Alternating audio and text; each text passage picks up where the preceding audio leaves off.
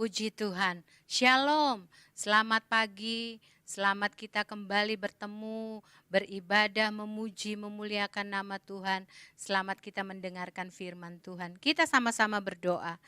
Tuhan Yesus yang baik, kami bersyukur Tuhan buat pagi ini, buat kesempatan yang indah yang Engkau masih beri buat kami Tuhan. Kami mau memuji Engkau sepanjang hari ini ya Bapa. Kami berdoa Tuhan, urapi hamba-hambamu yang melayani Engkau sepanjang hari ini. Terlebih kami berdoa buat hambamu Pendeta Timotius Arifin yang akan melayani kami lewat kebenaran firman-Mu Tuhan. Urapi hambamu, urapi kami semua Tuhan. Di dalam nama Yesus kami berdoa. Haleluya. Amin.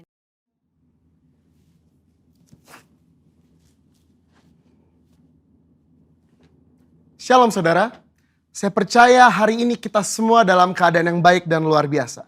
Dalam edisi Voice of Pentecost kali ini, kita akan membahas 5 makna kenaikan Tuhan Yesus. Kenaikan Tuhan Yesus ke sorga adalah salah satu dari 5 tonggak iman kekristenan yang selalu diperingati oleh setiap orang percaya di seluruh dunia. Kelima hal tersebut adalah kelahiran Kristus, kematian Kristus, kebangkitan Kristus, kenaikan Kristus, dan pencurahan Roh Kudus. Kelima peristiwa tersebut bukan sekedar cerita, melainkan sejarah yang sudah dan benar-benar terjadi, yang merupakan bagian dari rencana dan kehendak Tuhan atas dunia agar semua manusia boleh mengalami kasih, pemulihan, dan keselamatan.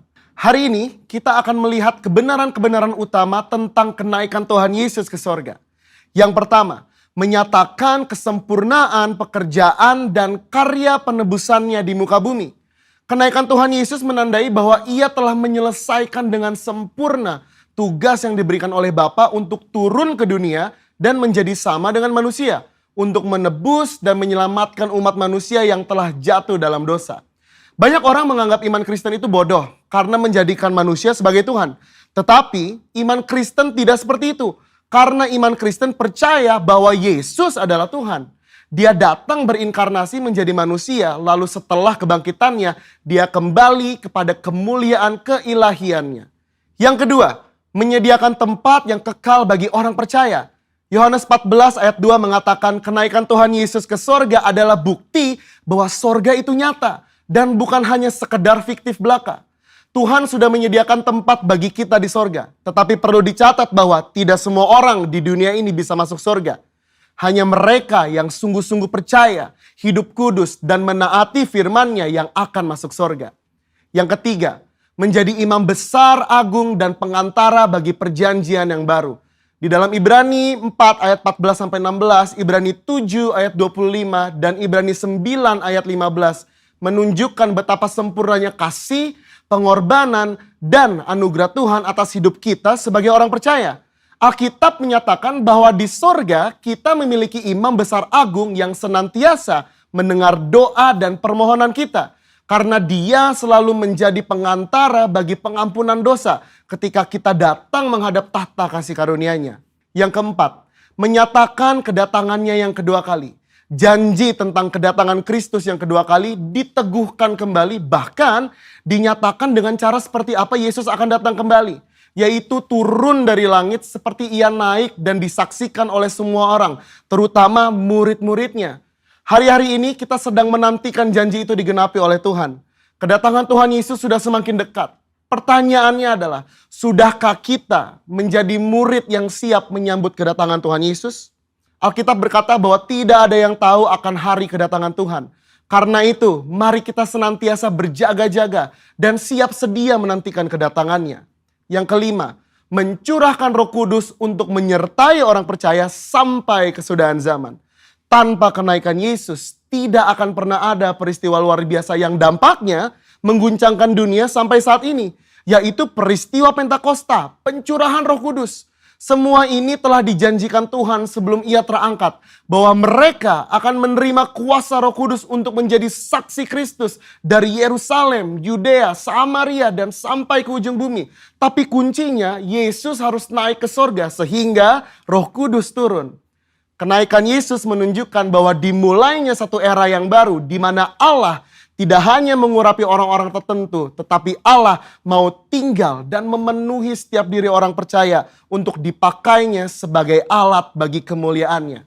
Kenaikan Yesus ke sorga menjadi jalan bagi tergenapinya kitab Yohanes 14 ayat 12 yang berkata, "Aku berkata kepadamu, sesungguhnya barang siapa percaya kepadaku, ia akan melakukan juga pekerjaan-pekerjaan yang aku lakukan. Bahkan pekerjaan-pekerjaan yang lebih besar daripada itu. Sebab aku pergi kepada Bapa." Tuhan Yesus rindu untuk memakai setiap orang percaya. Dia ingin menyatakan kuasa dan kemuliaannya melalui kehidupan kita.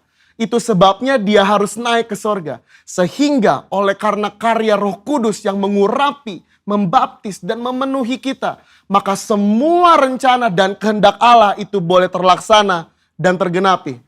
Sudahkah saudara dipenuhi Roh Kudus? Sudahkah saudara dibaptis oleh Roh Kudus dengan tanda awal berbahasa roh? Dan sudahkah saudara berjalan tiap hari dalam kuasanya? Karena untuk itu semua Tuhan Yesus naik ke surga.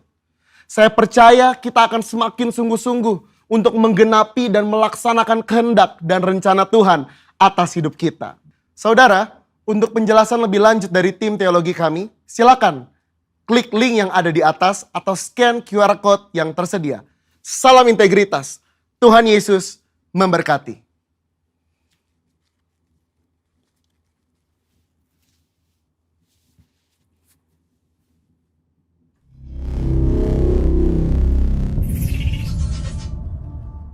Haleluya, terpuji nama Tuhan. Minggu yang penuh sukacita kita bersorak-sorai bagi nama Tuhan. Bersukacita dalam Dia. Haleluya. Terima kasih ya Tuhan buat pagi hari ini. Terpuji nama-Mu Yesus.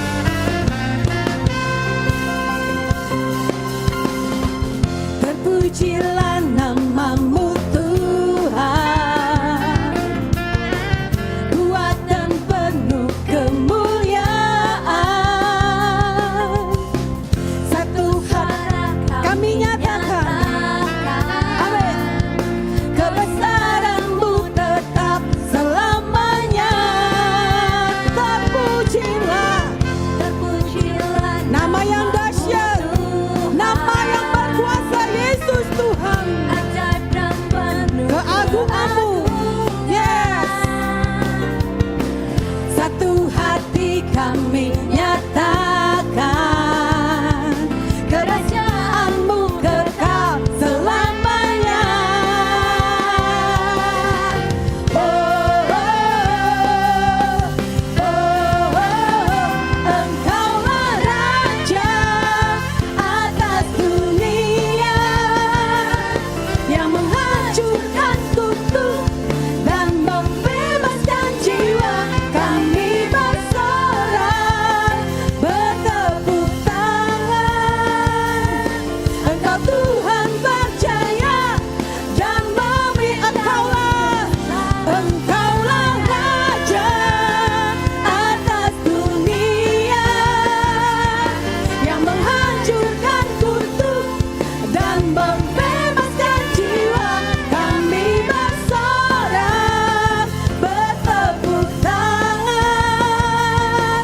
Engkau Tuhan percaya dan memerintah untuk selamanya. Haleluya. Terpujilah nama-Mu Yesus, ajaib dan penuh keagungan. Haleluya. Sama-sama katakan, terpujilah nama-Mu Tuhan. Terima kasih Tuhan, Engkau ajaib. Yes. Satu hati kami nyata, kerajaan-Mu kekal selamanya. Oh, oh, oh, Engkaulah Raja atas dunia yang menghancurkan kutuk dan membebaskan jiwa. Kami bersorak,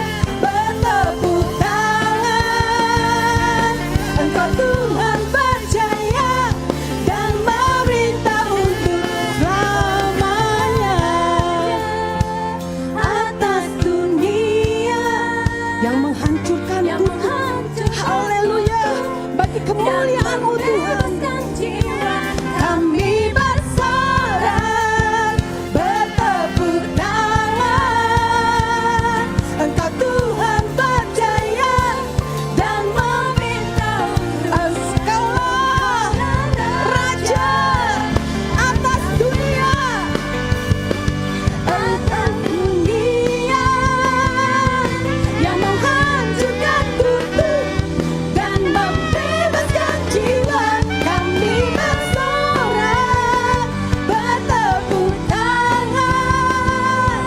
Engkau Tuhan percaya dan meminta untuk selamanya.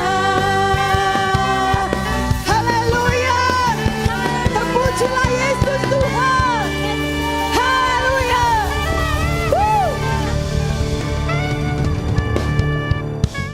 Pentakosta ketiga. Pentakosta ketiga adalah pencurahan Roh Kudus yang dahsyat di zaman ini, melebihi yang terjadi di Azusa Street. Pentakosta ketiga akan mengakibatkan penuaian jiwa yang terbesar dan yang terakhir sebelum Tuhan Yesus datang kembali. Pentakosta ketiga akan membangkitkan generasi Yeremia, yaitu anak-anak muda yang dipenuhi Roh Kudus, cinta mati-matian kepada Tuhan Yesus, tidak kompromi terhadap dosa dan akan bergerak untuk memenangkan jiwa. Pentakosta ketiga lahir di Indonesia dan bergerak ke bangsa-bangsa. Gerakan ini dari timur ke barat dan akan kembali ke Yerusalem. Pentakosta ketiga akan memberikan kuasa untuk menyelesaikan amanat agung dan setelah itu Tuhan Yesus datang kembali. Terima kasih ya Tuhan. Engkau sungguh baik. Engkau sebagai pelindung kami, pemimpin kami. Kami ucap syukur karena Roh Kudus penuhi setiap kami. Pimpin langkah kami hari demi hari. Terpujilah Yesus yang baik. Terima kasih ya Tuhan. Terima kasih Yesus.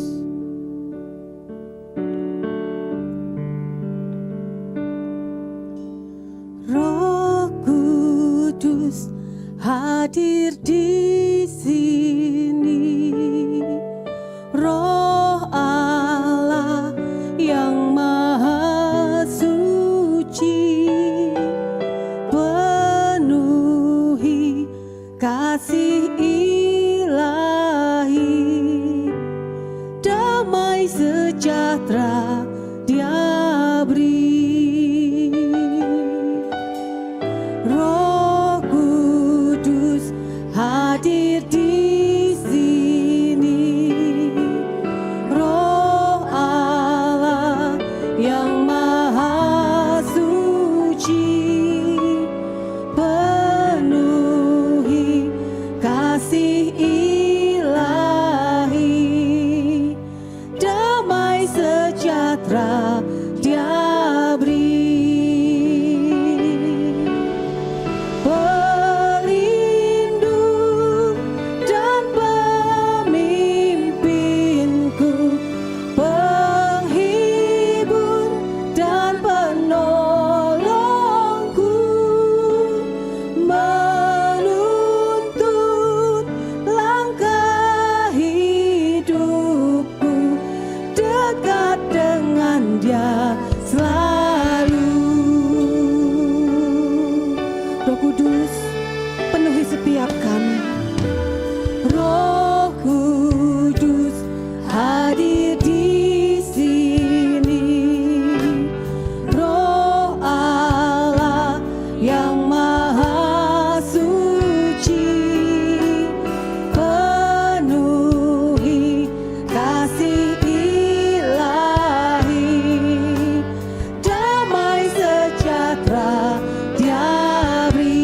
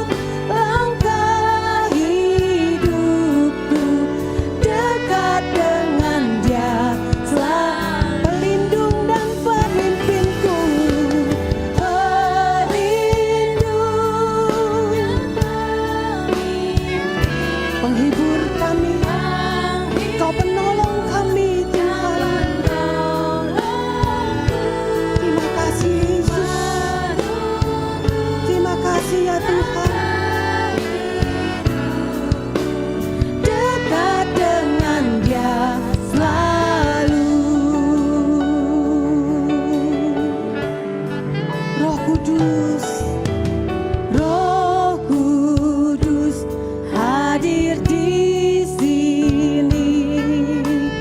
Roh Allah yang Maha Suci, penuhi kasih ilahi, damai sejahtera Dia beri.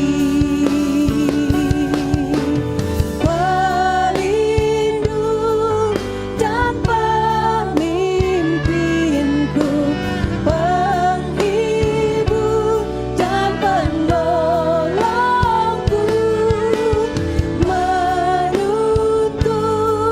langkah hidupku, dekat dengan Dia selalu. Pelindung dan pemimpin. Terima kasih ya Bapa, buat perlindungan penyertaan-Mu atas kami.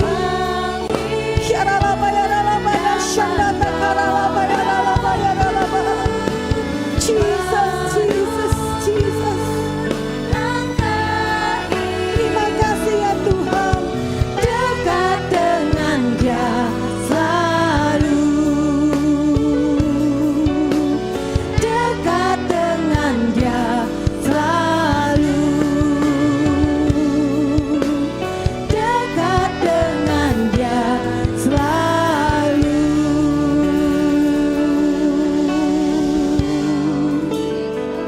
Ku buka hati untuk jamahan-Mu, berserah penuh di hadirat-Mu. Kau ambil alih seluruh hidupku, di altar-Mu menyembah-Mu. Terima kasih ya Tuhan. Roh-Mu yang hidup penuhiku, mengalir dalamku.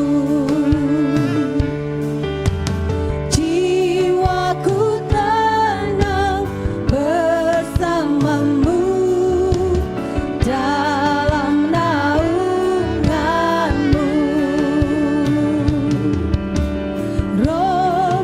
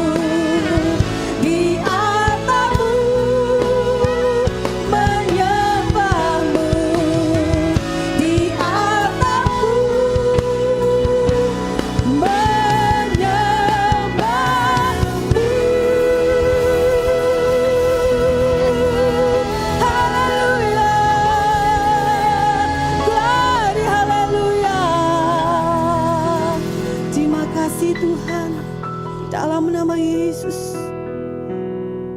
Mari bersama-sama kita perkatakan Mazmur 91. Dalam lindungan Allah. Orang yang duduk dalam lindungan yang maha tinggi dan bermalam dalam naungan yang maha kuasa akan berkata kepada Tuhan, tempat perlindunganku dan kubu pertahananku, Allahku yang kupercayai. Sungguh, dialah yang akan melepaskan engkau dari jerat penangkap burung, dari penyakit sampar yang busuk. Dengan kepaknya ia akan menudungi engkau, di bawah sayapnya engkau akan berlindung. Kesetiaannya ialah perisai di pagar tembok. Engkau tak usah takut terhadap kedahsyatan malam, terhadap panah yang terbang di waktu siang, terhadap penyakit sampar yang berjalan di dalam gelap, terhadap penyakit menular yang mengamuk di waktu petang. Walau 1.000 orang rebah di sisimu, dan 10.000 di sebelah kananmu, tetapi itu tidak akan menimpamu. Engkau hanya menontonnya dengan matamu sendiri dan melihat pembalasan terhadap orang-orang fasik. Sebab Tuhan ialah tempat perlindunganmu, yang maha tinggi telah kau buat tempat perteduhanmu. Malapetaka tidak akan menimpa kamu, dan tulah tidak akan mendekat kepada kemahmu. Sebab malaikat-malaikatnya akan diperintahkannya kepadamu untuk menjaga engkau di segala jalanmu. Mereka akan menatang engkau di atas tangannya, supaya kakimu jangan terantuk kepada batu. Singa dan ular tedung akan kau langkahi, engkau akan menginjak anak singa dan ular naga.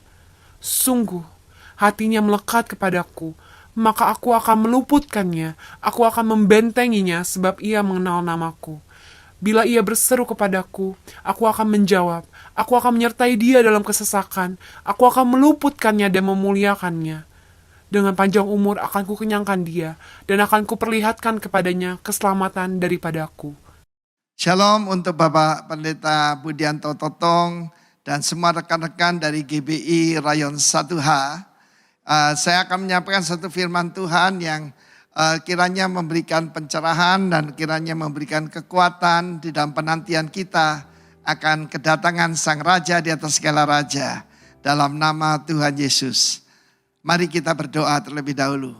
Bapa yang mulia, seperti Rasul Paulus mengajarkan kepada kami, bahwa kami harus meminta roh hikmat dan wahyu untuk punya pengertian dan pengenalan yang benar akan Engkau Sang Raja, akan Engkau Bapa kami. Terima kasih kiranya saat ini apapun yang kami sampaikan, semuanya akan mempermuliakan nama Tuhan dan benar-benar pembukaan firman-Mu memberikan terang. Di dalam nama Tuhan Yesus, and we will know the truth and the truth shall set us free. In Jesus' name, haleluya. Amin. Shalom bagi semua warga kerajaan sorga dan semua saudara yang mendengarkan apa yang saya sampaikan hari ini. Masih ingat tahun 2019 di Indonesia, bahkan sebelumnya juga ada, yaitu kerajaan-kerajaan halusinasi, ya, kerajaan-kerajaan palsu, ya. Kita masih ingat ada yang nyebut dirinya Universal Kingdom of God. Ada lagi yang bilang raja di atas segala raja, the King of the Kings. Ada lagi Sunda Empire dan segala macam. Saudaraku, kenapa ada fenomena semacam itu? Karena sebenarnya kalau ada palsunya ada aslinya. Yang mana yang asli? The Kingdom of God. Sorga adalah tempat, kerajaan sorga adalah sebuah kerajaan, sebuah pemerintahan. Dengan rajanya, dengan hukum-hukumnya, dengan tentaranya, para malaikat dan tentara dan sebagainya. Saya lihat ada gambar di belakang saya, sebab banyak orang gagal paham. Dikira kita mengikut sebuah agama dan Tuhan Yesus sebagai pendiri agama Kristen. Itu namanya gagal paham, saudara, ya. Untuk bisa mengerti itu, mari kita lihat perumpamaan Tuhan Yesus dalam Lukas 19, dimulai dari ayat 11. Bagi mereka yang mendengarkan dia di situ. Di mana? Ya, setelah dia tinggal di rumah Sakyus dan Sakyus berubah, ya. Sakyus dirubahkan, kalau setiap perjumpaan dengan Tuhan pasti orang berubah, ya. Tuhan Yesus melanjutkan dengan satu perumpamaan. Sebab banyak orang menyangka kerajaan Allah akan segera kelihatan. Audiensnya adalah semua orang Israel dan mereka di bawah tekanan daripada Romawi. Dan mereka mengira bahwa Mesias itu akan datang untuk menggulingkan kerajaan Romawi dan memulihkan kerajaan bagi Israel. Yang dijanjikan yaitu melalui keturunan David. Dan the seed of David atau putra David itu, raja yang memerintah kekal selamanya, adalah Kristus sendiri. Tetapi saudaraku, banyak orang tuh gagal paham. Nah, ini perumpamaannya ya. Tuhan Yesus berkata apa? Ada seorang bangsawan, a nobleman, yang berangkat ke sebuah negeri yang jauh untuk apa? Dinobatkan menjadi raja. Tema kita adalah the coronation. Corona itu sendiri sebetulnya artinya mahkota, baik ya. Tapi kalau virus corona tidak baik ya. Dinobatkan menjadi raja dan setelah itu baru kembali. Ya. Saudara harus tahu bahwa negara yang merayakan kenaikan Tuhan Yesus ke sorga, ya, cuma ada 10 country, ya, ada 10, ada 12 country, tidak termasuk Amerika, Kanada, United Kingdom, tidak termasuk Australia yang mayoritas beragama Kristen.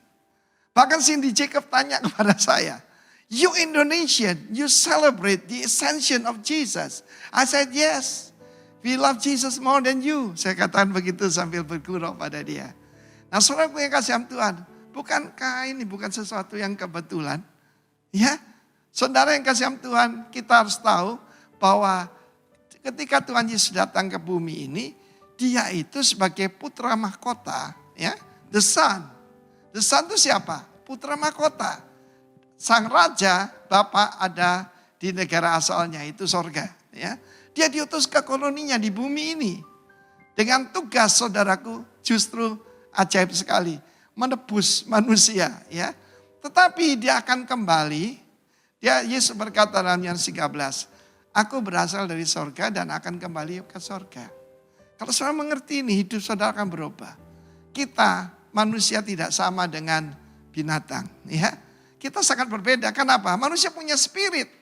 Spirit berasal dari sorga. Kalau tubuh kita berasal dari bumi memang, ya. Tapi roh dan jiwa kita beda. Binatang tidak ada yang menyembah batu, menyembah matahari, enggak ada. Ya. Tetapi manusia itu adalah roh. Punya jiwa tinggal dalam tubuh. A certain nobleman, ya. Eugenes itu nobleman, ya. Dan dia harus receive himself a kingdom. Tuhan Yesus berkata, "Hai kawanan kecil, jangan khawatir. It's my Father's good pleasure to give you the kingdom." Saudara, ketika kita dilahirkan kembali, kita jadi anaknya Tuhan, kita jadi anaknya raja. Kita menjadi warga negara kerajaan surga. Sengaja di belakang saya ada gambaran sebuah istana, ya. Memang ini bukan Buckingham Palace, hanya sebagai contoh saja. Mungkin ini Austria kali, ya. Saudara tahu bahwa untuk menjadi warga negara Inggris saja, jangan warga negara surga, tidak bisa. Ya, kita tahu bagaimana Al-Fayed, ya, bapak daripada Dodi Al-Fayed tidak bisa menjadi warga negara Inggris. Dia tetap, sekalipun salah satu pembayar pajak terbesar, dia tetap warga negara Mesir, saudara. Ya. Padahal itu bukan kingdom, itu suatu monarki. Kalau saya bicara kingdom, itu kingdom of God dan Allah sebagai rajanya, ya. Dan kita tahu bagaimana saat ini bicara soal succession, ya. Setelah Pangeran Philip meninggal, dia kan juga bukan raja. Tetapi ada deretan daripada yang akan menggantikan, salah satunya putranya, Prince William. Dan hal ini, our Prince is our Lord Jesus Christ. Ya. Dia yang menyatakan diri sebagai manusia. Dibenarkan dalam roh. Ya. Dan juga disembah oleh para malaikat. Dipercayai dalam dunia. Di taken up in glory. Nah, firman Tuhan berkata berangkat kemana? Ke kerajaan asalnya. Dan kemudian firman Allah dilanjutkan bahwa pada saat itu dia memanggil 10 orang hambanya. Hamba di sini doulos. Hamba yang adalah properti, bukan warga negara. Dan diberikan 10 mina pada mereka masing-masing 1 mina. Pada kita semua bangsa apapun, gender apapun, latar belakang apapun, mata sipit, mata lebar, rambut keriting, rambut lurus, ya. Masing-masing ada yang 1 mina itu. Apa itu? Ya, kita masing-masing diberi 24 jam. Ya, kita masing-masing diberikan batas umur, saudaraku ya. 24 jam, satu hari, 7 hari dalam seminggu. Tidak ada yang lebih, saudara. Tidak ada yang pakai sayap, tidak ada yang kelebihan. Tapi dia memberitakan, do business till I come. Salah satu yang paling merusak dalam pekerjaan Tuhan adalah gagal faham. Karena apa? Ada pemisahan sekuler dengan rohani. Itu pemisahan. Oh, kamu masih berdagang. Kamu masih sekuler. No, firman Allah berkata do business till I come. Pada waktu Yesus ditemukan di bait Allah oleh Yusuf dan Maria. Don't you know? Tidakkah kamu ngerti, tidakkah kamu paham? I must be in my father's business. Tapi terjemahkan di rumah Bapakku. Itu agama, saudara. Di sini dikatakan lipat gandakan. Ya, masing-masing dikasih modal yang sama. Kemudian apa yang terjadi? Mereka ada yang segera berdagang, ya toh? Ada yang menangguhkan. Dan kita tahu juga ada yang tidak melipat gandakan. Nanti itu. Tetapi orang-orang sebangsanya, apa ini? Some of his countrymen. Jadi ini adalah warga negara kerajaan. Saudara harus tahu bahwa di dalam kerajaan, sang raja bertanggung jawab atas the welfare. Ataupun keadaan, yaitu keadaan sosial, keadaan perlindungan kepada rakyatnya. Makin besar rajanya, makin makmur rakyatnya. Saya jadi heran kalau ada orang menentang bahwa sang raja memberi kemakmuran kepada warga negaranya. Mereka gagal paham. Karena mungkin latar belakang yang dianggap suci, dianggap noble, yang dianggap mulia itu adalah tidak punya apa-apa seperti pengemis. Saya kira itu salah sekali. Kalau orang tidak tahu bahwa Taman Eden itu ada di bumi, katanya di sorga. Enggak. Yang di sorga Taman Firdaus. Taman bermain sang raja. Tapi di bumi Taman Eden. Di situ ada apa? Ada tanah yang subur, ada makanan berlimpah, ada 4 mata, ada 4 sungai, mengandung minyak, batu permata, emas. Dan yang terutama ada putra dan putri daripada Allah itu sendiri. Dan kita lihat di sini, orang sebangsanya membenci dia. Membenci di sini terjemahan lain, The Passion Translation mengatakan despise, melecehkan. Kita tahu bagaimana ketika Meghan Markle ini dan kasihan Prince Harry menjelek-jelekkan keluarganya sendiri. Rakyat Inggris marah sekali, saudara. They still love the royal family. Memang ada yang gak suka sih. Tetapi saudara lihat di situ, mereka menghargai dan mereka berkata, we don't want this man to reign over us. Kalau kita mengira Yesus cuma manusia, kita juga gagal paham. Dia adalah deity, dia adalah ilahi, dia adalah Allah itu sendiri yang jadi manusia. Allah yang menyatakan diri menjadi manusia. 1 Timotius 3 ayat ke-16. Ya.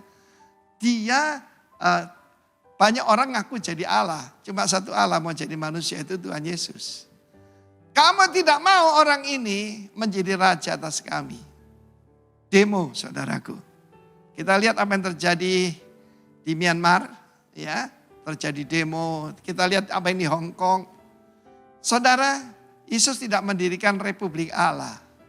Kalau Republik, orang bebas untuk demo, ya, maki-maki pemimpin di dalam kerajaan. Barang siapa melecehkan raja, hukumannya mati. Ya, kita lihat saja sebagai contoh.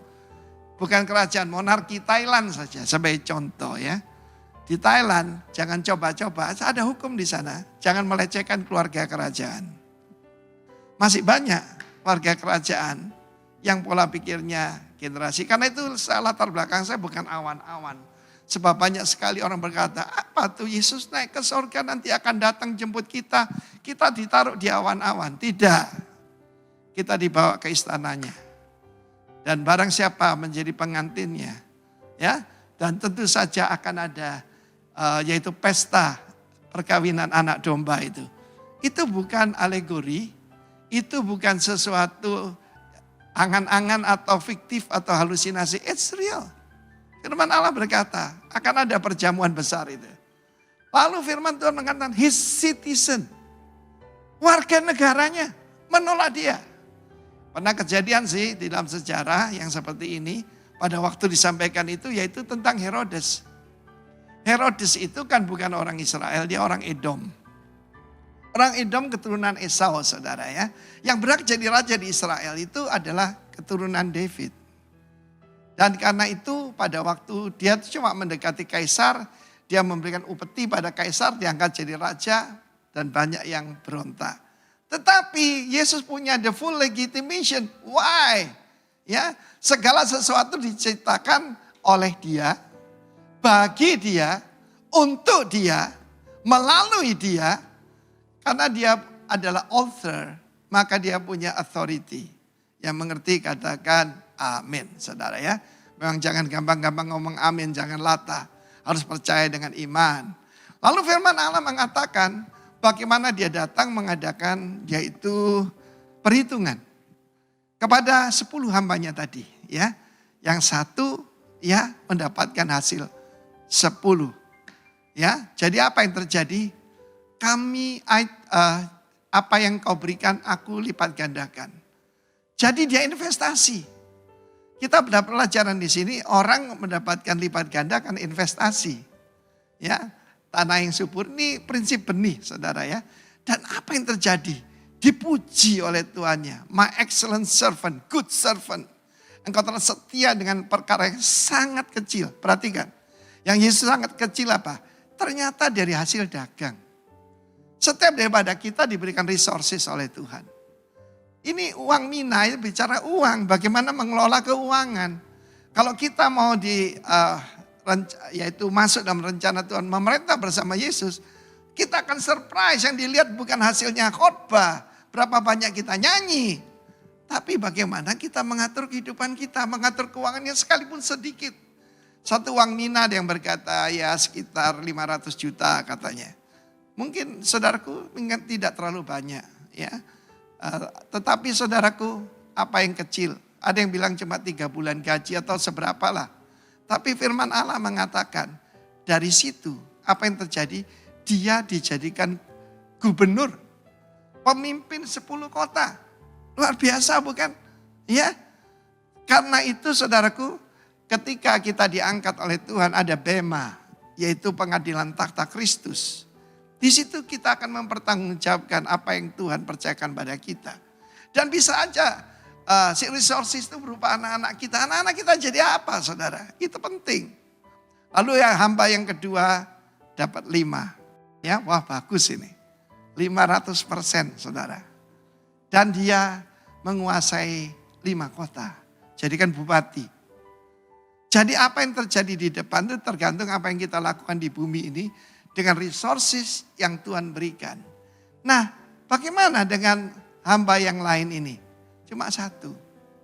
Aku nyimpannya dalam sapu tangan. Aku nyimpannya baik-baik. Ayat 21 perhatikan. Sebab aku takut akan Tuhan. Takut akan Tuhan sehat. Tapi takut bahwa Tuhannya itu jahat, keras, kejam. Bahkan dia nuduh. Mengambil di mana Tuhan tidak menaruh. Dan menuai di mana Tuhan tidak menabur. Kan mengatakan bahwa Tuhan yang dia sembah, raja yang dia sembah itu adalah preman. Yang sewenang-wenang. No. Raja kita begitu baik. Kalau kita baca ayat sebelumnya. Ya dari Lukas 19. Dia datang untuk melayani dan memberikan nyawa. Ya, dan mencari yang hilang. Apa yang hilang dari kita? Otoritas. Kerajaan. Adam tidak kehilangan pekerjaan, Adam kehilangan. Bukan cuma kehilangan Taman Eden. Dia kehilangan seluruh bumi. Dia kehilangan haknya sebagai putra raja. Demikian juga saudaraku. Pada saat itu karena dia gagal paham. Kalau orang lupa bahwa Tuhan itu sangat baik. Saya kira harus seperti 2 sisi mata uangnya. Yang satu itu tahu Tuhan itu sangat murah hati, penuh belas kasihan, penuh kemurahan.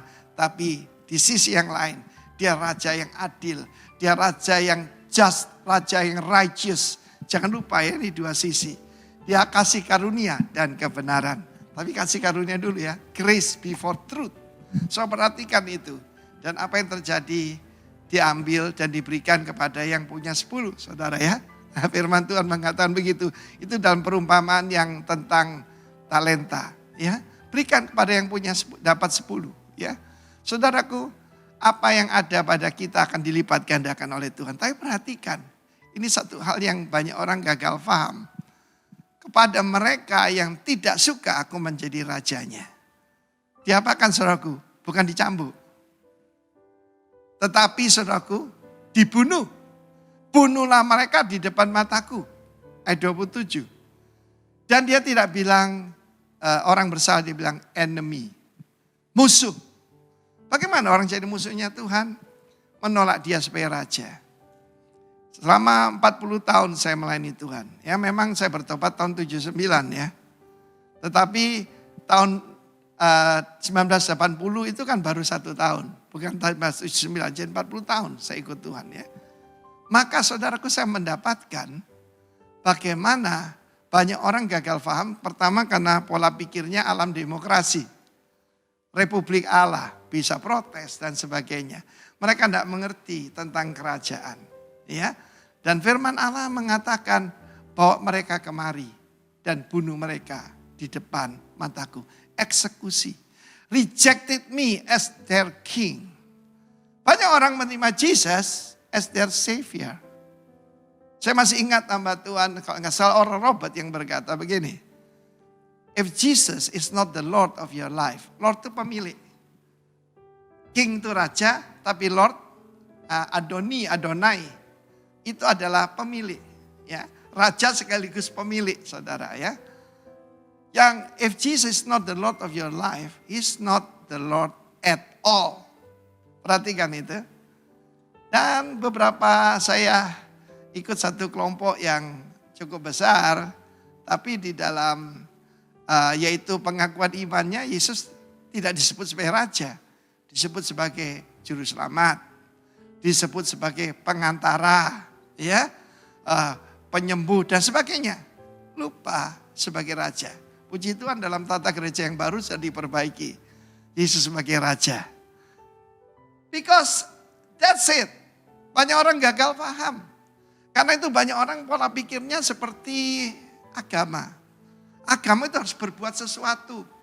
Bahkan ada yang berdoa, ya ibadah untuk mengirim bahan bangunan ke surga dan sebagainya. Itu namanya gagal paham, saudaraku. Ya, saudara lihat latar belakang ini, just for illustration. Apa yang saudara dapatkan kalau dengar perkataan surga itu? Surga itu tempat, kerajaan surga itu kerajaan. Dan sang Bapa sudah menyerahkan kepada putranya. Mazmur pasal 2, aku telah melantik rajaku di Sion. Ya, bukan Washington DC, bukan Moskow, bukan Beijing, tapi Yerusalem. Amin. Zion itu Yerusalem, saudara. Yang tidak suka aku menjadi rajanya, hukumannya terlalu berat, saudara. Hukumannya apa? Dieksekusi. Seringkali kita berpikir, kok keras gitu ya? Tapi itulah kerajaan.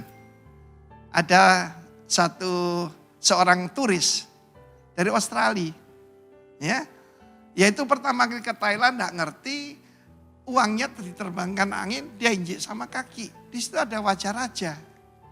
Kebetulan itu raja yang sudah mangkat, yang sangat dikasih rakyatnya, Raja Bhumibol. Dia masuk penjara, saudara, karena nginjak mata uang. Tapi di situ ada wajah raja. Itu baru monarki. Bahkan monarkinya tidak absolut, saudara ya. Inggris juga monarki tapi parlementer. Tapi kerajaan Allah adalah kerajaan yang absolut. Dan benar-benar itu adalah satu kerajaan. Saudara yang kasih Tuhan, saya mau simpulkan. Apa yang kita kerjakan di sini, dari apa yang Tuhan berikan pada kita akan dituntut oleh Tuhan. Sebagai contoh, saya cuma dalam perumahan talenta, saya mungkin dari 3 saudara kita yang dulu, Betani, Pak Alex, Pak Niko, dan Pak Arifin ini, saya mungkin yang cuma punya 1 talenta. Tapi saya tidak sembunyikan di sapu tangan. Saya tidak tanam di dalam tanah. Saya lipat gandakan, saudara. Banyak orang berkata, Pak Arifin, itu Pak Niko rekaman, kenapa enggak rekaman? Saya ketawa. Yang suka dengar suara saya paling istri saya, tapi juga Tuhan. Karena firman Allah mengatakan, make a joyful noise before the Lord. Amen. Dan saya tidak simpan itu. Pada waktu saya mendengar sahabat saya Frans Daromes dipanggil Tuhan. Sehat, bukan terduduk, saya terjatuh. Dan saya bilang, Tuhan, we need him. Kalau Franz Rames memuji Tuhan, cim-cim pun akan menari. Tuhan, saya minta gantinya. Roh Kudus bilang, kamu gantinya. Hah? Suara saya bukan bagus. Pak Kris berkata, Pak Arifin itu suaranya serak-serak hancur katanya. Ya kalau Pak Niko ya bagus masuk rekaman saudara. Tetapi saya tidak simpan saudara. Dari situ berdiri Surabaya Praise Center and the rest is history. Itu salah satunya. Karena itu saudara pertanggungjawabkan. Dan Tuhan berkata invest more. Ya investasi. Lipat gandakan. Do business till I come. God bless you. Tuhan memberkati kita semua. Amin. Mari kita berdoa. Bapa di sorga, biarlah apa yang hamba sampaikan ini merubah pola pikir kami, merubah paradigm kami. Bahwa kami bukan mengikuti sebuah agama, kami bukan melayani tokoh agama, pendiri agama, tapi raja di atas segala raja. Jangan sampai kami yang sudah jadi warga negara, yang sudah dilahirkan baru dan sekaligus menjadi warga negara kerajaan Allah, jadi putra putri Allah, menolak ketuhanan dan juga lordship daripada Tuhan Yesus. Ajar kami, berikan kepada kami takut akan Tuhan yang sehat. Berikan kepada kami roh yang tunduk dan taat. Supaya seperti hamba-hamba yang sederhana itu, untuk menjadi bupati, menjadi gubernur, mereka harus jadi warga negara. Mereka dapatkan kehormatan jadi warga negara. Dan karena itu kami yang sudah jadi warga negara kerajaan sorga, biarlah kami menghargainya di dalam nama Tuhan Yesus. Kiranya kasih karunia dari Tuhan mengikuti kita semua. Haleluya. Amin. Mari jemaat Tuhan kita serukan visi Rayon 1H. Menjadi keluarga kerajaan Allah yang memenangkan jiwa-jiwa dan berdampak bagi dunia. Nilai GBI Rayon 1H, ikrar, 1. Integritas, 2. Keintiman, 3. Rendah hati, 4. Antusias dan inovatif, 5. Rela berkorban. Mari kita berdoa syafaat. Kami bersyukur Tuhan, kami sudah dengar firman-Mu, kami sudah memuji, memuliakan Engkau pagi hari ini ya Bapa. Tuhan Yesus kami berdoa Tuhan, buat hamba-Mu Pendeta Timotius Arifin yang sudah memberkati kami lewat firman-Mu ya Tuhan. Berkati hamba-Mu pelayanannya, pekerjaannya, keluarga besarnya Tuhan. Kiranya Engkau memberkati, Engkau pakai terus hamba-Mu ini Tuhan. Biar banyak jiwa-jiwa dikuatkan, banyak jiwa-jiwa dimenangkan guna hormat kemuliaan nama-Mu.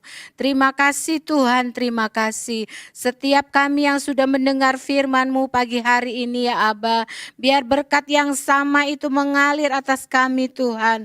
Biar umat-umat-Mu dikuatkan Tuhan, biar umat-umat-Mu disegarkan kembali ya Bapa, agar kami tetap menyala-nyala di dalam Engkau, semakin hari semakin mengasihi Engkau.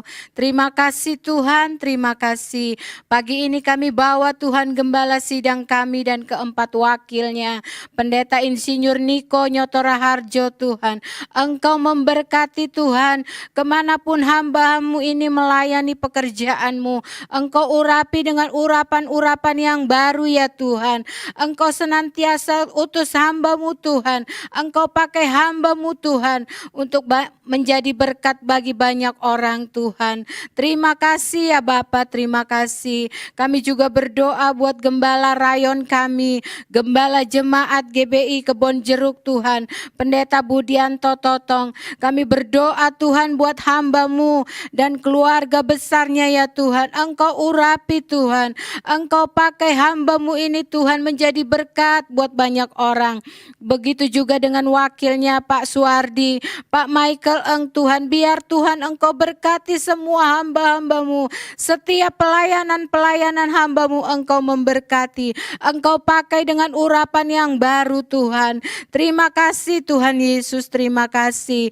Pagi ini kami bawa bangsa kami Indonesia. Kami berdiri di tempat ini berdoa buat kesatuan bangsa kami Indonesia. Tuhan berkati Indonesia ya Aba. Tuhan senantiasa mengasihi bangsa kami Indonesia. Kalau hari-hari ini Tuhan hari-hari musim orang mudik Tuhan, Engkau tolong Tuhan, biar roh ketaatan itu ada atas bangsa kami. Engkau pulihkan mereka yang masih terbaring sakit karena COVID-19 ya Tuhan. Biar Engkau Tuhan berfirman Tuhan, Engkau Tuhan berfirman biar semua penyakit ini boleh lalu atas bangsa kami. Terima kasih Tuhan, berkati Tuhan. Kami berdoa buat setiap pemimpin-pemimpin bangsa kami, mulai dari presiden kami, wakil presiden, jajaran menteri yang ada, baik Polri, kepolisian yang ada, TNI Tuhan. Engkau berikan kesatuan hati atas mereka. Engkau berikan mereka tanggung jawab yang besar Tuhan. Setiap tugas-tugas yang mereka sudah emban Tuhan, Engkau memberkati. Berikan mereka kemampuan Tuhan mengatasi setiap masalah yang ada di tengah-tengah bangsa kami. Terpujilah nama-Mu Tuhan atas bangsa kami Indonesia. Damailah Indonesia, damailah bangsa kami, tanah air kami tercinta ya Aba. Terima kasih Tuhan, terima kasih. Kami bersyukur buat pagi hari ini ya Tuhan. Sebelum kami berpisah, kami mau terima berkat lewat hamba-Mu ya Tuhan, di dalam nama Yesus. Shalom, puji Tuhan, syukur kepada Tuhan Yesus Kristus bahwa hari ini kita telah diberkati oleh pujian penyembahan dan firman Tuhan yang telah menguatkan dan meneguhkan kita. Saya percaya berkat-berkat hari ini akan menyertai kita sepanjang minggu ke depan, dan kita terus berdoa supaya firman yang kita dapat pada pagi dan siang ini menjadi rema dalam kehidupan kita, diberikan kekuatan kepada pribadi-pribadi kita untuk menghidupinya. Nah, sebelum kita mengakhiri dari ibadah ini, mari kita mau terima berkat daripada Tuhan. Kekasih-kekasih Kristus, angkatlah kedua tanganmu, terimalah segala berkat, kasih karunia, damai sejahtera daripada Allah Bapa di dalam anaknya yang tunggal Tuhan kita Yesus Kristus, di dalam pertolongan, penghiburan, persekutuan yang manis dengan Roh Kudus menyertai kita mulai saat ini sampai Maranatha. Tuhan menyebut kita di awan-awan permai, bahkan kekal selama-lamanya. Yang percaya terima berkat Tuhan, mari sama-sama katakan amin, amin, amin. Selamat hari Minggu, Tuhan menyertaimu. Haleluya, amin.